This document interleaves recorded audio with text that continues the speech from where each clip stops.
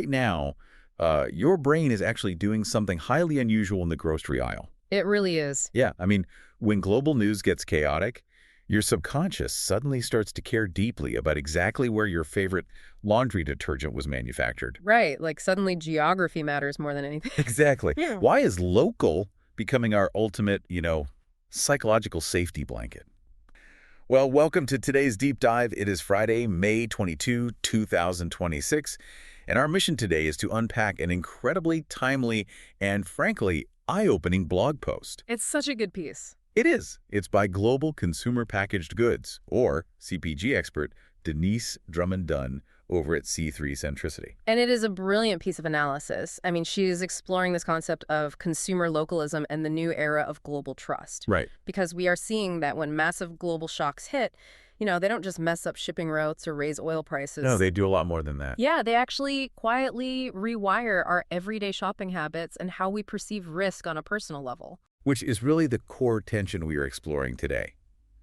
When the world outside feels volatile, how is global brand trust just slipping right through the fingers of these massive multinational companies? Yeah, it's slipping fast. Okay, let's unpack this. Because shoppers are absorbing this ambient boardroom panic, and they subconsciously start looking for a safety net. Exactly. And historically, the ultimate retail safety net has always been geography.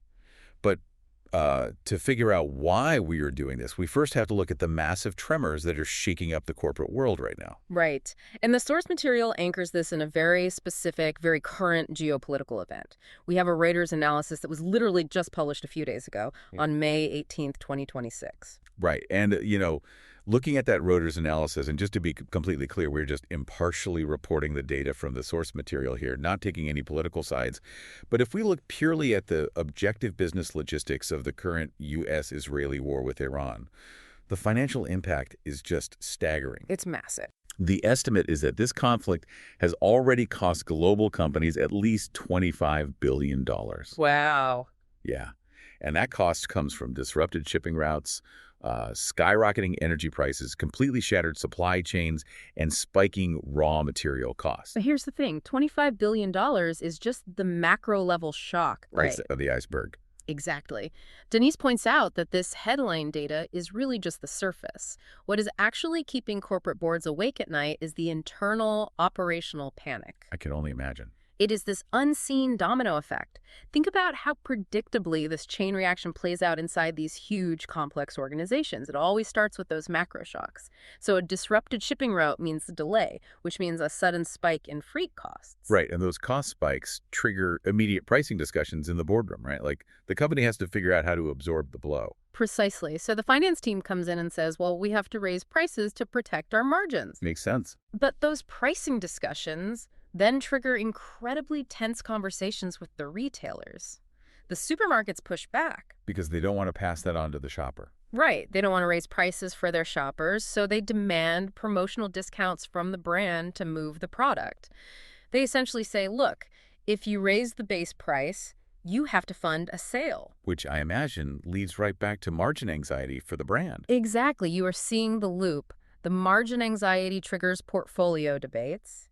The operations team starts asking, should we cut this product line? Or shrink the packaging. Yeah, should we shrink the packaging? Should we use a cheaper plastic resin for the bottle cap? And all of those internal debates trigger painfully slow decision-making. Because everyone is arguing. Right. The organization essentially gridlocks while trying to figure out how to absorb the shock without totally alienating the buyer. I love visualizing this because it really reminds me of a chaotic restaurant kitchen. Oh, that's a great way to look at it. Right. Because you, as the diner, or in this case, the consumer, you're just sitting out in the quiet, peaceful dining room. You only notice the subtle symptoms at the table. Like what? Like maybe the portion size of your meal is slightly smaller, or, your favorite appetizer is suddenly off the menu, or the price went up by $2. Right, the symptoms. Yeah.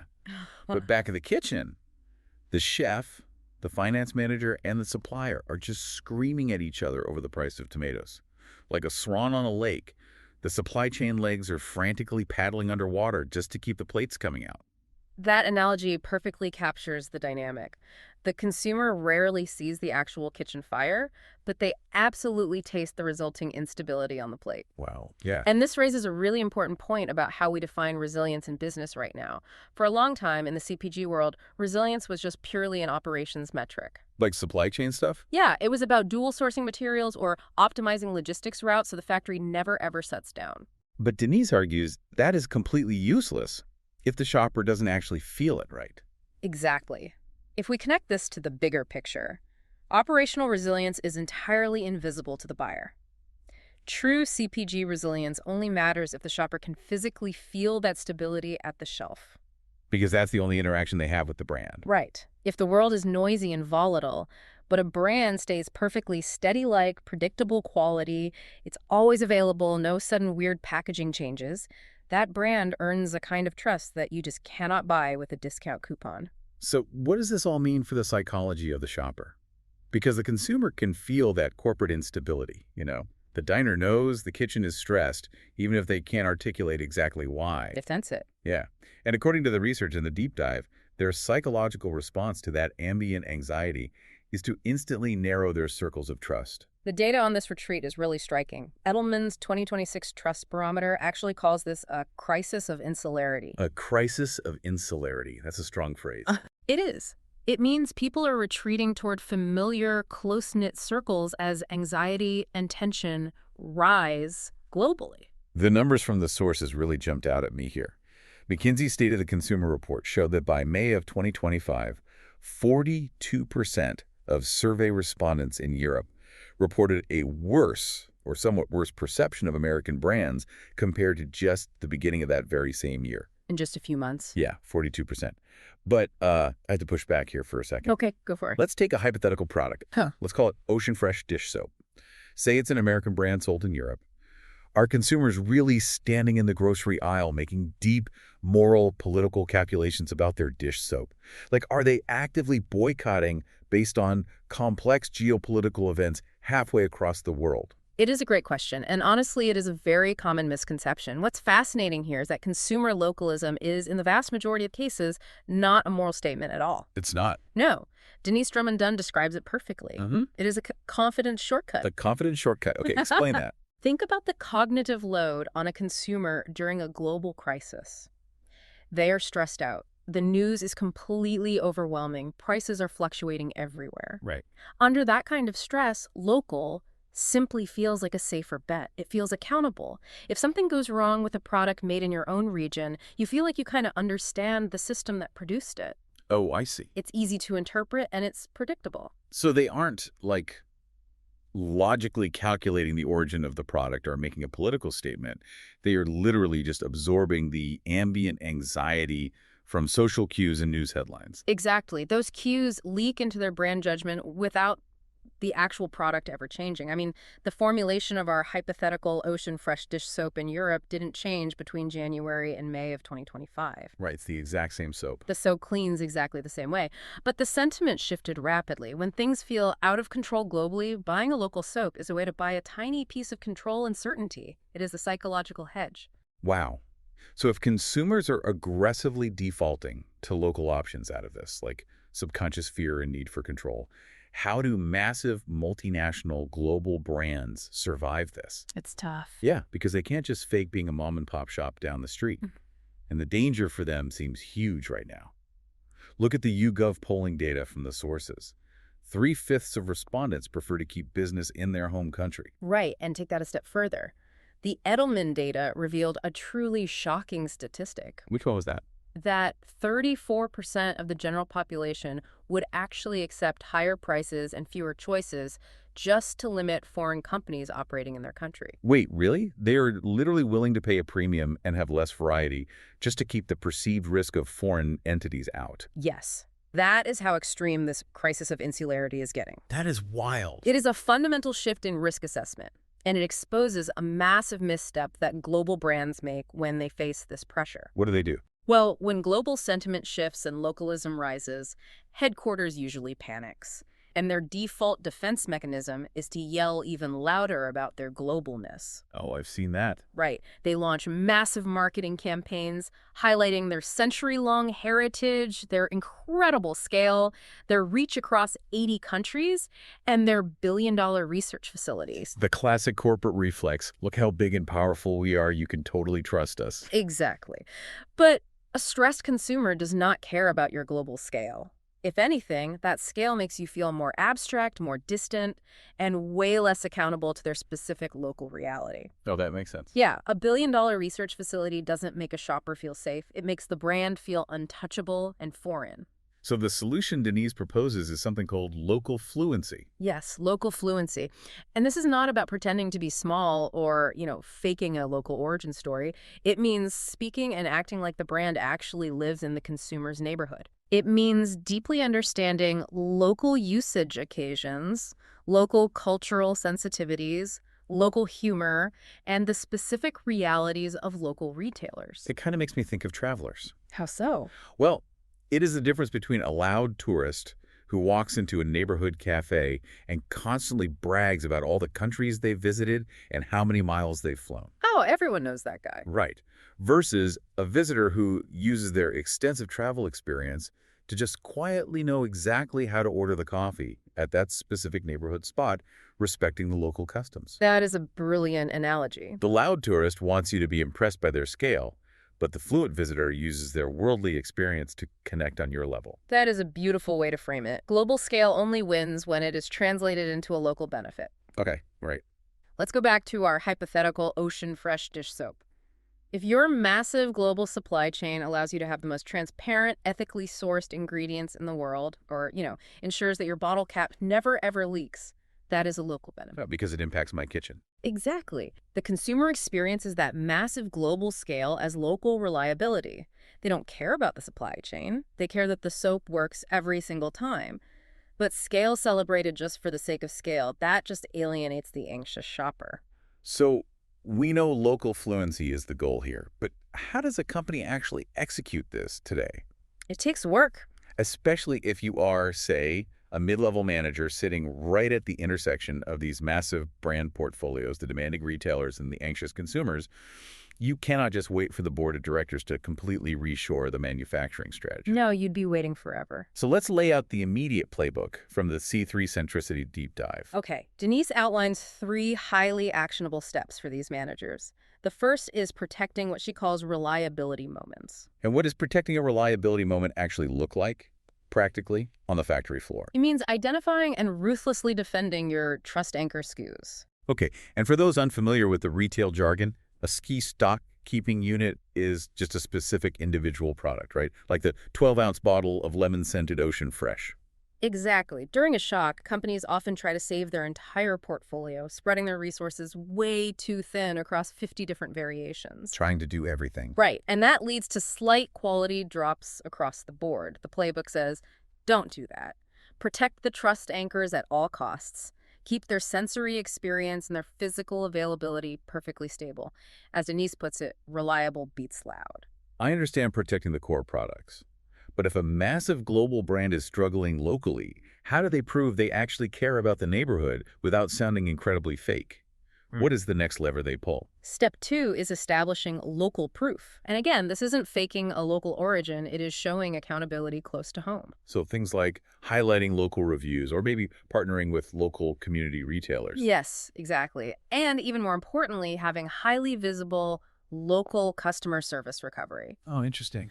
If something goes wrong with a purchase, the consumer needs to know there is a local entity accountable to fix it, not just a nameless, automated inbox on another continent. That builds a lot of trust. It does. When a consumer sees themselves and their community reflected in the brand experience, whether through local sourcing partnerships or responsive regional support, the perceived risk just plummets.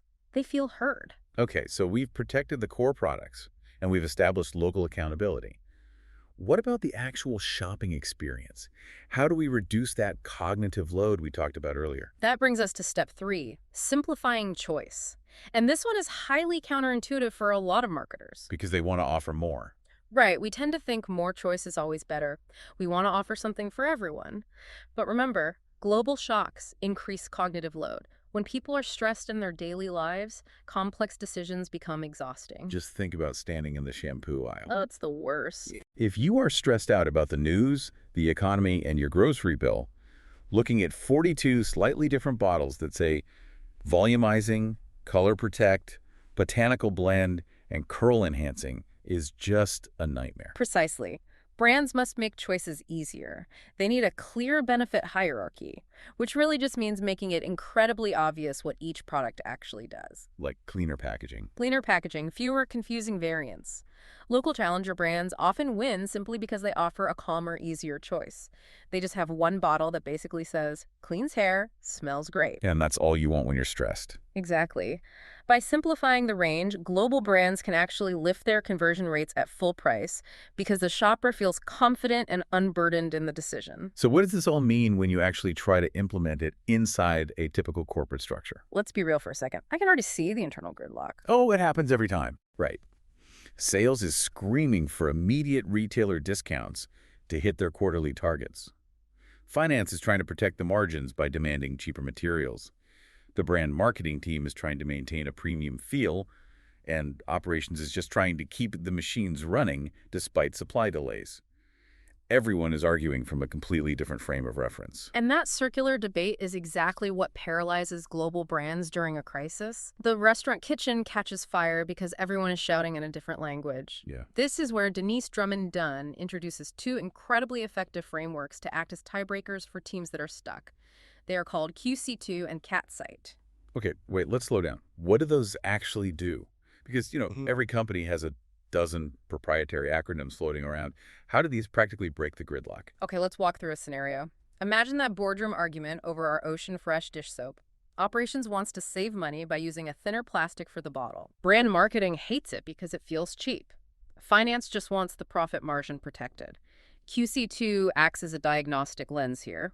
A diagnostic lens. Yeah. Instead of everyone arguing their own department's agenda, the framework asks targeted questions to locate exactly what is blocking progress. It might reveal that the real friction isn't about the plastic at all. It's a misunderstanding of the current consumer reality. Oh, I see. The consumer doesn't actually care about the thickness of the plastic. They care that the cap doesn't leak. By diagnosing the exact leak and trust, the team can stop arguing over the resin thickness and just focus on securing the cap. Ah, so it stops the teams from talking past each other. It forces them to look at the actual problem through the lens of the shopper, rather than their own departmental KPIs. Exactly. And once you diagnose the real problem with QC2, you use the CatSite framework to fix it. Think of CatSite as the translation mechanism. Translating what? It takes these lofty, abstract business objectives like improve brand trust or increase local relevance and translates them into actual, observable human behavior changes that need to happen at the shelf. How so? Like, what does that look like? It forces the executive team to answer one incredibly grounding question. What specific physical action will reduce the perceived risk for the consumer at the shelf right now? It takes all those abstract boardroom debates and forces them into practical reality. So instead of a vague goal like, be more local, CADSite demands an action like, we will feature local farmer testimonials on the back of the bottle by Q3. Right, exactly. It strips away the corporate ego and focuses entirely on the shopper's psychology. It really does. Well, to synthesize this journey we've been on today, we are living in an era where massive geopolitical shocks are no longer occasional black swan events. They are just a constant, recurring reality. Unfortunately, yes. And we are seeing that they don't just cost the corporate world billions of dollars in logistics and supply chain headaches. They fundamentally alter human psychology. They make us, the everyday consumers, retreat to the safety and predictability of local because it feels like a tangible hedge against a chaotic world. It's a survival instinct, really. Yeah. The free pass that global brands used to enjoy simply for being massive and famous is entirely gone. To survive the modern checkout aisle, they have to earn that trust back, not by shouting about their global scale or their billion-dollar heritage, but through visible, boring reliability and genuine local fluency. Couldn't have said it better. If this deep dive sparks some ideas for how you manage your own brand, or, if you're just fascinated by the hidden psychology of consumer behavior, we highly encourage you to subscribe to the channel so you never miss an analysis like this. And you should definitely visit c3centricity.com. You can actually use their contact page to request a short, completely free business makeover call with Denyse herself. That's amazing. And even better, there was a link on her site to use the free QC2 evaluator tool. It will help you apply that diagnostic lens we just talked about to identify exactly where your biggest trust and execution leaks are hiding right now. Before we sign off, though, I want to leave you with one final lingering thought to ponder. Okay. We spent this entire time talking about physical goods, laundry detergent, dish soap, physical supply chains. But if global instability causes us to subconsciously demand localism and simplicity in the physical products we buy, how is this same crisis of insularity quietly shrinking the diversity of the information, the news, and the digital networks we consume every day? Yeah. Are we applying this exact same confidence shortcut to our own realities? Are we narrowing our digital supply chains just to feel safe from the noise? That is a profound question. I mean, we started by picturing that chaotic restaurant kitchen calm for the diner, but frantic behind the swinging doors. Maybe it's time we all take a closer look at the environments we're operating in, both in the grocery aisle and in our own minds. Thank you so much for joining us on this deep dive. We will see you next time.